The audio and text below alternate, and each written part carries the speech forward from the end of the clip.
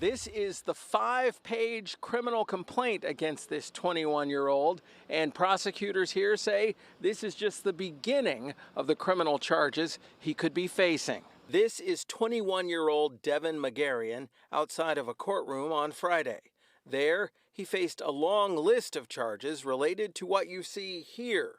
Dozens and dozens of bottles of prescription pills and plenty of cash along with them.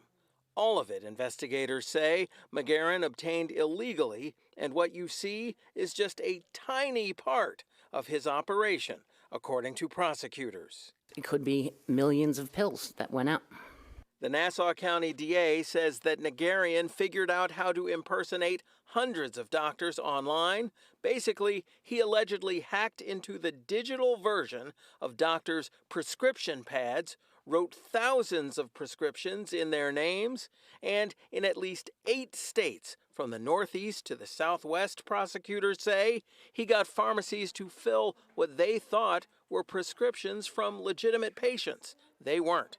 And, according to investigators, Magarian had a network of hundreds of accomplices called runners who'd pick up the bottles of promethazine, codeine, and oxycodone. Prosecutors allege that the operation, worth tens of millions of dollars, was all done from Magarian's home in Kissimmee, Florida. But the case broke here on Long Island. And I'd like to thank the pharmacist. A pharmacy in Great Neck noticed a prescription out of Florida that seemed odd and alerted police here. It led to a year-long investigation and the arrest now of Magarian. His attorney spoke outside court. First time being in trouble with the law, and we are going to exonerate him. Of the 19 charges that Magarian faces, the most serious one, sale of a controlled substance, has a prison term of up to 20 years if Magarian is found guilty.